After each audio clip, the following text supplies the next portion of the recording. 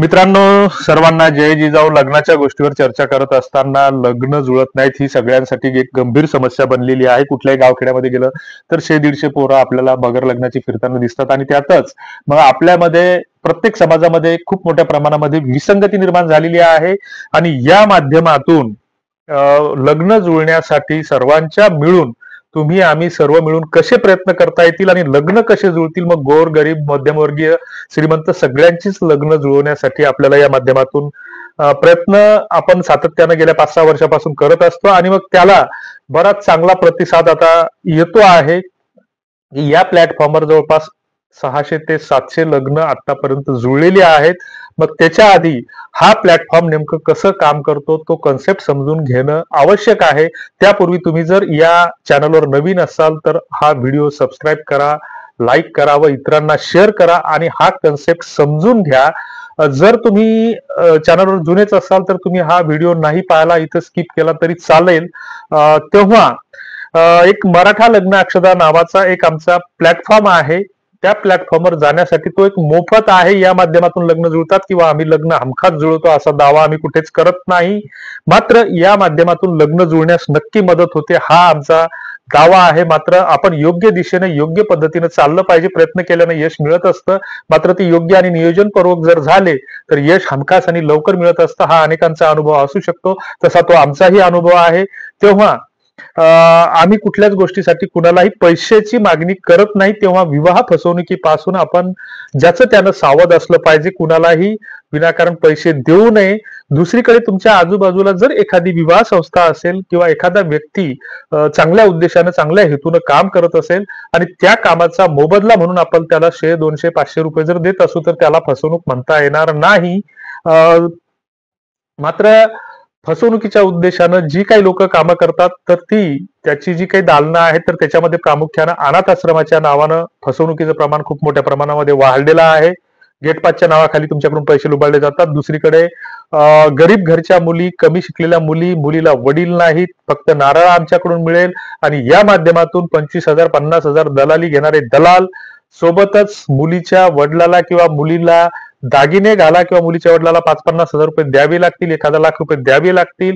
मंदिरावर गल्लीत बोळात कुठेतरी लग्न लावून देणारे आणि रात्रीतून ती नवरी गायब होते, अशा घटना महाराष्ट्रामध्ये सातत्यानं घडत आहेत. तर या गोष्टीपासून आपण सावध असलं पाहिजे. हे प्राथमिक निवेदन झाल्याच्या नंतर या माध्यमातून जी काही लग्न जुळण्याची जी काही प्लॅटफॉर्म्स आहेत महत्वाचे आणि विश्वासू, तर त्या गोष्टी आपण काळजीपूर्वक ऐकल्या पाहिजे.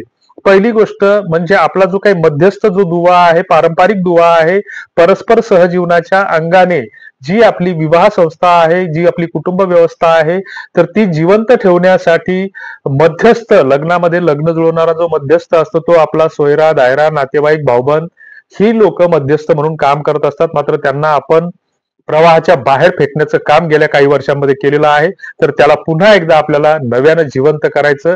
कुणाच्याही लग्नाला जा, लग्नाची पत्रिका येत असेल तर ती आनंदानं स्वीकारा. मात्र त्याला पत्रिका देते वेळी आवर्जून सांगा की तुमच्या लग्नात जर मध्यस्थ सोडून जर राजकारण्याचा सत्कार होत असेल, रिकाम्या लोकांचा सत्कार होत असेल तर आम्ही त्या लग्नाला कृपा करून येत नाही.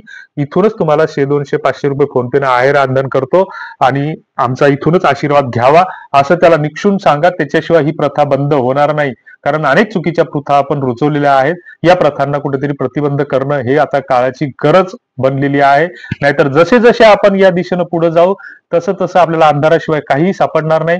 भलेही हा मुद्दा अनेकांना पटत नसल, मात्र तुम्ही कोणी म्हणत असाल की राजकारणी लोकांचं नाव घ्यावंच लागतं, सत्कार करावाच लागतो, तिथं मोठेपणा दाखवाच लागतो, तर ती तुमचा मोठेपणा तुम्हाला लाभ. मग भलेही दुसऱ्या कुठल्याही विवाह संस्थेकडे तुम्ही संपर्क करा, पैसे भरा. लग्न जुळणं म्हणजे काही मुलींचा कुठे अशी फॅक्टरी कारखाना वगैरे नसतो.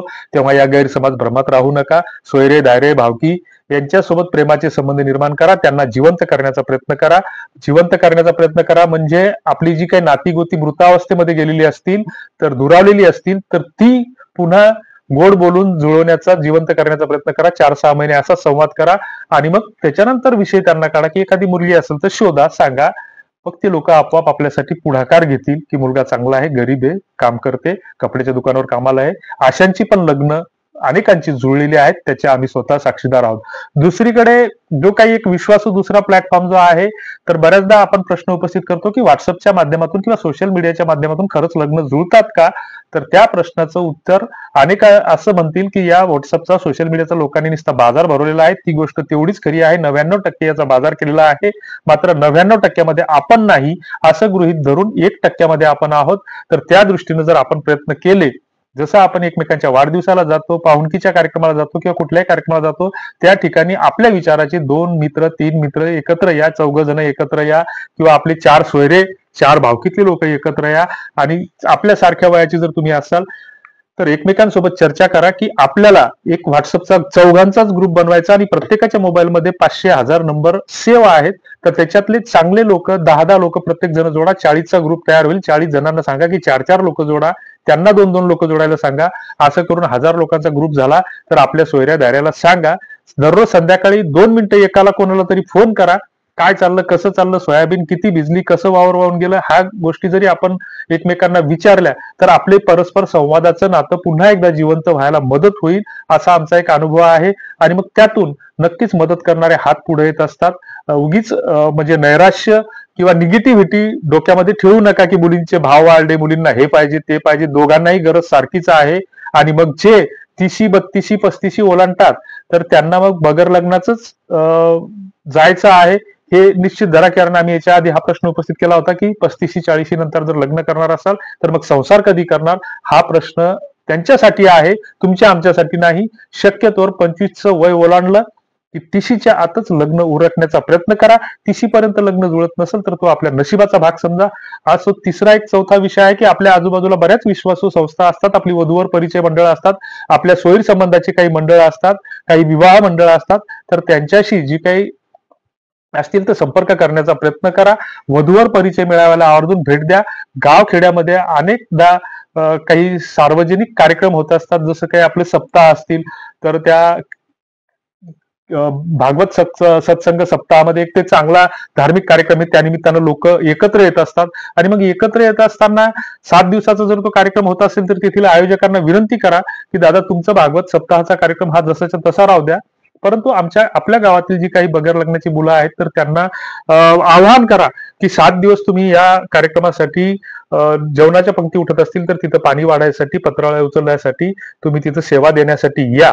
आणि त्या माध्यमातून एक दिवस थोडासा आपला कार्यक्रमाचा फेरबदल करून जर भागवताचं कथा श्रवण कार्यक्रम जर दुपारच्या वेळी होत असेल तर तो सकाळी ठेवा आणि दुपारच्या 11 ते 4 या वेळात आपल्या तालुक्यापुरता, आपल्या जिल्ह्यापुरता वधूवर परिचय मेळावा किंवा आपल्या आंतरजातीय जर एखादं गाव पुढाकार घेणार असेल तर ती चांगली बाब आहे. म्हणजे जसं काही गावखेड्यामध्ये अनेक बलुतेदार जाती असतात तर त्या जातीमध्ये धनगराचं नावी, कुंभार, तेली, माळी ह्या सगळ्या यांच्यासोबत रोटी व्यवहार होतात. तर तिथेही बेटी व्यवहारासाठी पुढाकार घ्यायला काही हरकत नसावी, कारण ही आता काळाची गरज आहे. तर या माध्यमातून जर आपल्याला असं काही नियोजन करता आलं तर ती एक चांगली गोष्ट होईल असं आम्हाला वाटतं. त्याच्यानंतर आपण या माध्यमातून एक वधूवर परिचय सदर या ठिकाणी सुरू करत आहोत. त्याला आम्हाला बराच प्रतिसाद भेटत आहे. आतापर्यंत आम्हाला म्हणजे मागच्या आठवड्यामध्ये आम्ही एक आवाहन केलं होतं की तुमच्या आजूबाजूला कोणी नात्यागोत्यातल्या गरीब मुली असतील तर आम्हाला कळवा, त्यांची आपण माहिती देण्याचा या माध्यमातून प्रयत्न करू. तर एका मुलीचाच स्वतः फोन आला.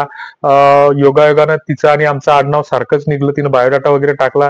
तिला भाऊ नाही आणि मग अशा स्थितीमध्ये एक आपण तिचं पालकत्व स्वीकारून कुठेतरी आपण तिच्यासाठी एखादं स्थळ जर जोडता आलं आणि ते जर चांगलं झालं तर नक्कीच त्यातून पुण्य मिळेल. शेवटी पानपोळी लावून पुण्य मिळवायचं की त्या पाण्याचा व्यापार करायचा हा ज्याचा त्याचा प्रश्न आहे. आणि मी वारंवार सातत्यानं सांगत असतो की विवाह ही संस्कृती आहे, परंपरा आहे, ती जपण्याचा प्रयत्न करा, तिला जिवंत ठेवण्याचा प्रयत्न करा. उगीच त्याचा बाजार भरू नका आणि लग्नाच्या माध्यमातून लग्नाच्या नावाखाली कुणीही दलाली घेऊ नये किंवा कुणाची फसवणूक करण्याचा प्रयत्न करू नका. उद्या जर अवलादी तुमच्या दारुड्या निघल्या तर त्याला नीती तुम्हाला माफ करणार नाही. शेवटी आपलं कर्म ते हिशोब ठेवत असते. बाकी तुमच्या काही प्रतिक्रिया असतील तर नक्की खाली कॉमेंट बॉक्समध्ये कळवा. व्हिडिओ आवडला असेल तर शेअर करा, नसेल